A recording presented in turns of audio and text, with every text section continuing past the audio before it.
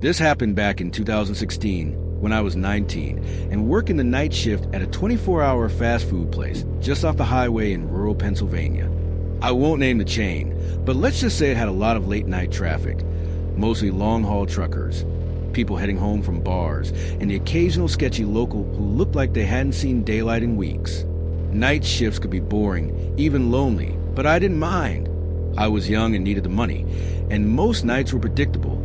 A rush around midnight, a lull between 1 and 3 a.m., then a few regulars who came in like clockwork before dawn. Just me and my manager, Tanya, holding it down until sunrise.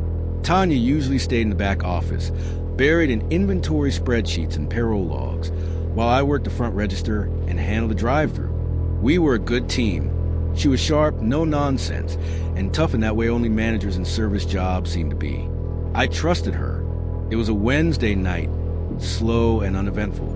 Around 1:15 a.m., the drive-thru buzzer chimed in my headset. I gave my usual greeting. Welcome to... The headset crackled, then went dead. Static. I waited a few seconds. Figured maybe the car drove off before ordering. Happens more than you think. Sometimes drunk people pull into the wrong place and leave. Sometimes they just want to hear a human voice. But something made me check the drive-thru monitor anyway. There was a car just sitting there, not at the speaker box, not moving, just idling. Dark sedan, beat up, maybe a Nissan or Chevy. The headlights were off, which was already weird, and the windows were tinted pitch black, even on the front. I tried again, more cautious this time.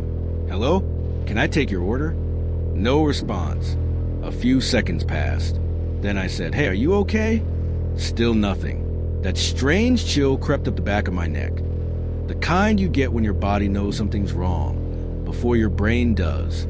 Then, slowly, the car rolled forward, not to the speaker, not even to the payment window, just right up to the second window, the one where we hand over the food.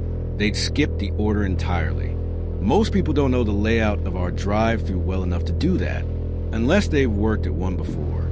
I stepped closer to the window, trying to peer into the car, but it stopped just out of view, right in the blind spot of the mounted camera. Then the driver's side door opened, but no one got out. If you're enjoying this creepy night shift story, don't forget to like and subscribe.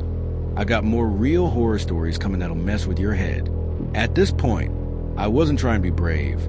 I was just trying to figure out if this was a prank or if something more serious was happening. I backed away from the window and called out, Tanya, something's weird. You need to come up here. She sighed. I could hear it from the office. What now? I think someone's trying to mess with us. That got her attention. When she came up front and saw the screen, her entire demeanor changed. She stepped beside me, stared at the monitor for a long second, and then said quietly, lock the window. Don't open it. We both stood there, watching. The car door was still open, hanging there like an invitation, but there was no visible movement. It was like whoever had opened it was just waiting. Then Tanya leaned in, squinting. There's someone crouching. I looked closer, and yeah, she was right. Barely visible in the soft glow of the overhead lights was the shape of someone crawling low along the side of the car, close to the ground, like they were trying to stay out of sight. The figure wore dark clothes, maybe a hoodie. I couldn't make out a face. It was like they were sneaking up to the window, but I had no idea why. Tanya backed up immediately. I'm calling the cops. I nodded. Yeah, do it. She grabbed the landline and started dialing. That's when we heard it. The front door rattled. Hard. Someone was yanking it. We both froze. That door was locked. We always locked it after midnight. Whoever it was didn't care we could see them, or maybe didn't know we could. The rattling turned into shoving, as if someone was trying to force it open. Then, from the back, we heard the fire exit door click. Once, then again. Someone was testing every possible way in. And the creepiest part? They somehow stayed out of every camera angle. We had decent coverage of the lot, the entrance, even the sides of the building. But whoever this was moved like they knew where the blind spots were. Tanya was on with 911, explaining everything. They told us to stay inside, lock the doors, stay hidden, and keep the line open. We didn't argue. We ducked into the manager's office, locked the door, turned off the light, and waited. I could feel my own pulse in my throat. We whispered, listening for footsteps, for any sign they were inside. About 5 minutes later, which felt like a lifetime, we heard sirens outside. We cracked open the door and stepped out. The car was gone. Cops did a sweep. Nothing. They checked the perimeter, the dumpsters, even the nearby gas station. No one. When they reviewed the footage, all they could find was a brief flash of movement, a low silhouette near the car, and the moment the driver's side door opened. That was it. No faces, no plates, no clues. But the part that really messed me up, that came later.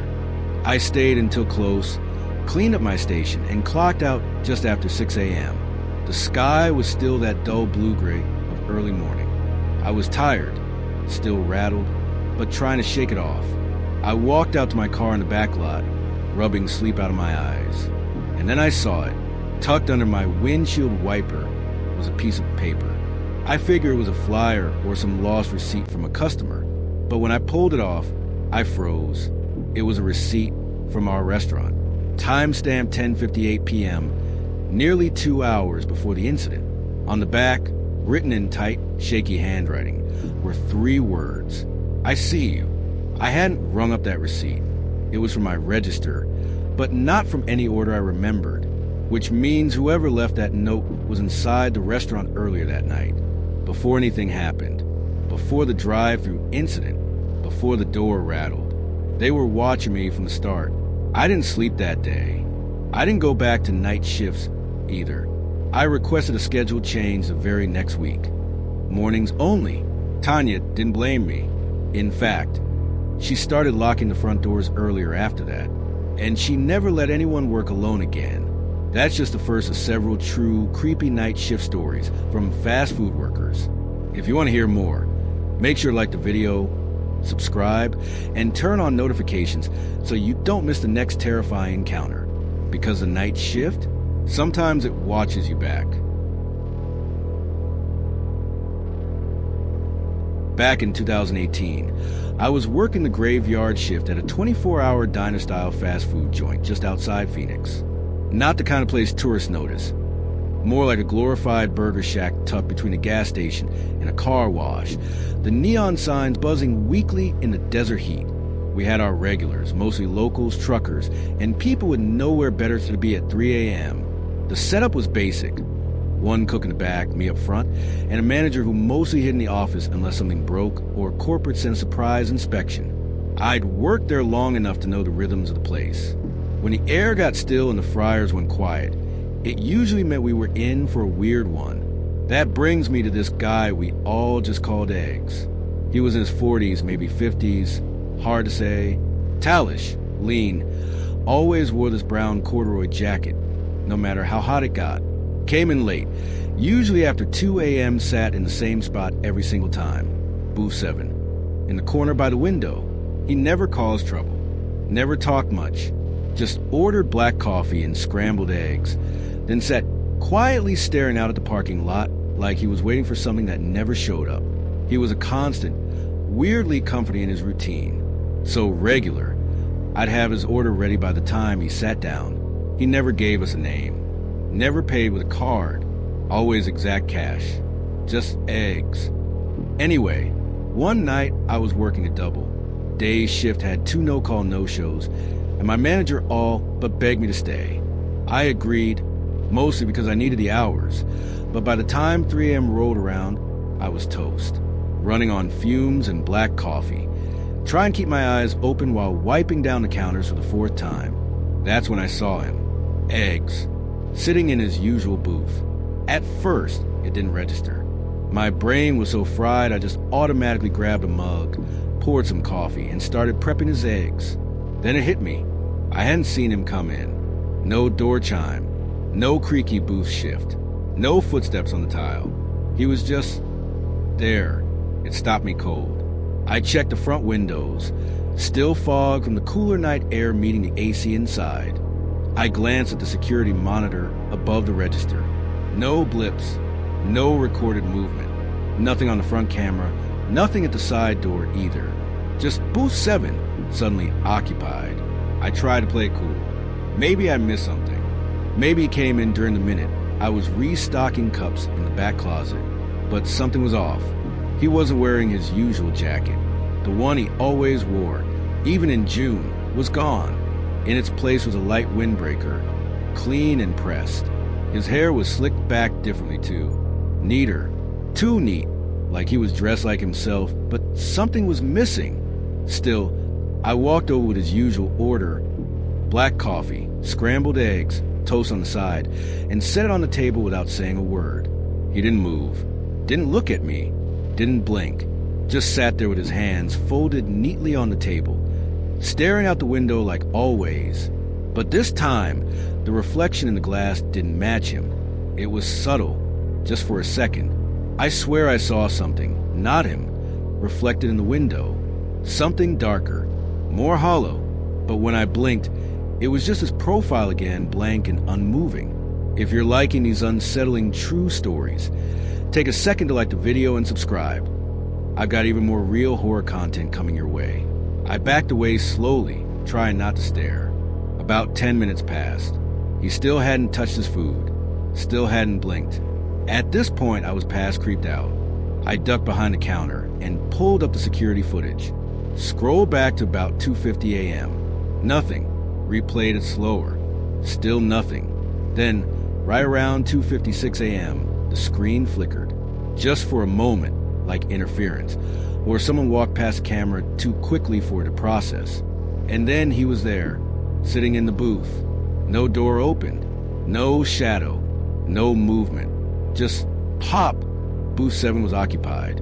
I called back to the cook, Miguel, and asked if he'd seen a guy come in. He just shrugged and said, "I thought he was already here." At around 3:30, I looked up again. He was gone. Just gone. The booth was empty. No sound of the door. No chime. No movement on the monitors. I stood up so fast, I nearly knocked over the register tablet. The plate was still there, eggs untouched. The mug was still full, steam long gone cold. I walked out from behind the counter, scanned the floor, then went outside to check the lot. Nothing. Just the flickering parking lot lights and a couple of tired insects buzzing near the bulbs. The next night, I brought up to my manager, not in a, "Hey, we have a goes" kind of way, but more like, "Hey, do you know anything weird about that guy in booth 7? She paused, gave me the strange look, and said, "You mean Old Man Harris?" I blinked. "Who?" She led me back into the office and pulled up an old photo on her phone. A picture of a man sitting in booth 7, smiling faintly with a cup of coffee. It was Eggs, maybe a little older, but undeniably the same man. She told me he used to come in every single night. Same order, same booth, until he passed away in the parking lot about a year earlier. Heart attack. Died right there in his car. She showed me the security report they filed that night. The timestamp? 3:03 a.m. The same time that flicker hit the cameras. The same time he disappeared out of nowhere. I didn't say much after that. Just nodded, thanked her, and walked out of the office with a chill crawling up my spine. I didn't see him again after that night. But every now and then, a new hire would walk up to the counter and ask me the same thing. "Hey, is it just me? Or is booth 7 always colder than the others?" I'd just nod. "Yeah, don't worry about it." I quit a few weeks later. Not because of that exactly, but something about the place just felt watched. Like booth 7 was never really empty, no matter what the cameras showed. Want to hear more unsettling fast food worker horror stories? Don't forget to like, subscribe, and share this video. Story 3 is coming up next, and it might just be the creepiest one yet. Ready for it? This happened when I was 24, working overnights at a fast food joint just off the interstate in Oregon. I won't say the name, but you'd recognize it. One of those chains that never really closes. The dining area shut down at 10 p.m., but the drive-thru stayed open 24 hours, so someone was always on shift. Most of our traffic came from long-haul truckers, late-night road trippers, and the occasional sketchy local rolling through in a beat-up sedan. Graveyard shifts were quiet more often than not. I'd go a solid half hour without a single car, sometimes longer. If you've worked nights, you know the feeling, how the silence gets heavy, like the walls are listening, like the darkness outside is waiting for something. That night was like that. Cold, wet, raining so steadily it'd fog up all the windows, inside and out. I kept wiping them down with a towel, but it didn't help much. The roads were quiet. Most people were probably holed up in motels or sleeping in their trucks at the rest stop a few exits back. I was working solo up front. The cook, Marcus, had gone on his smoke break, so I was juggling everything. Headset, register, bagging, refills. It wasn't hard, just a little tedious when it's that quiet. I kept myself sane by listening to music through one ear of my headset while keeping the drive-thru channel open. It was a little after 2 a.m. when I heard it. A soft burst of static in my headset. Not the usual chime we get when a car pulls up to the speaker. Just a hiss, like when you change stations on an old radio. Then, layered in that static, I heard a voice. A woman's voice. Soft, calm, almost whispering. "Can I come inside?" It wasn't slurred or panicked. It was polite, almost gentle. Still, it caught me off guard. I checked the monitors right away. No car at the drive-thru, no headlights, no movement in the lot. I pressed a button on my headset. "Sorry, lobby's closed. Drive-thru only." There was a pause. Then she whispered again, "I'm already here." I stopped breathing for a second. That's one of those things that just doesn't register right away. I looked back at the monitors. Nothing at the front doors. Nothing by the back. Everything was locked, like always. I asked, "Where you?" Silence. Just a low hum of static in my ear. If you're into eerie, real-life horror stories, hit that like button and subscribe. It really helps keep these stories coming. I tried to shake it off. Maybe a prank. Maybe someone screwing with a radio. Could have been a trucker with a weird CB signal bleeding into our system. That's happened before. But the feeling wouldn't leave me.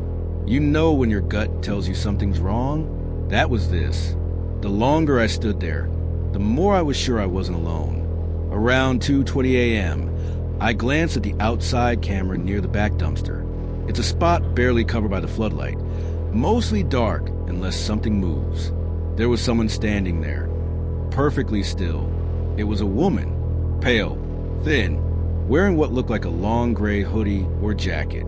She was facing the back wall of the building, not trying to come in, not doing anything at all, just standing there with her back to the camera, still, motionless.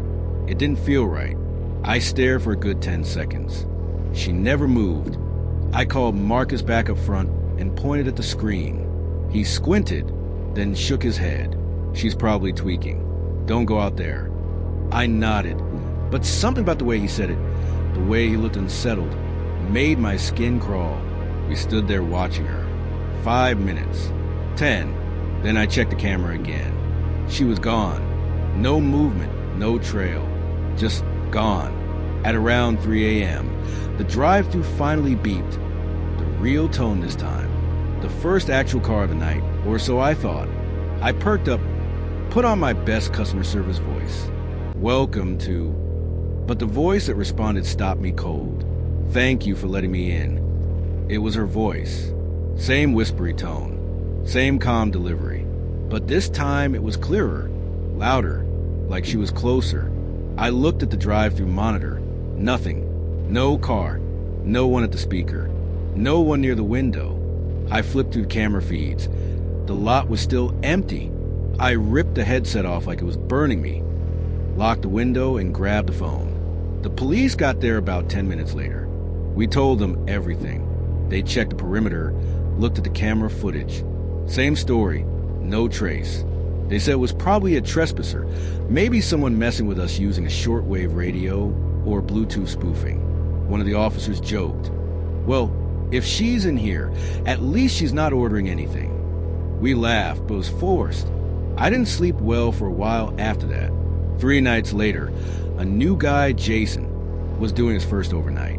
He was 19, still fresh, and had just finished training.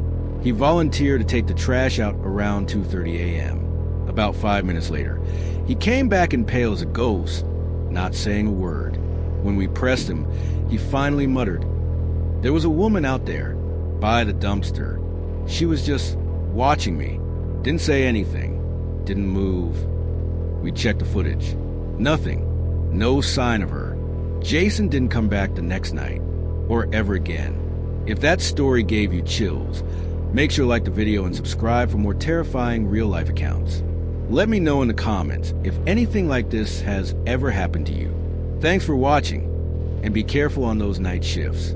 You never know who or what might show up when you're alone.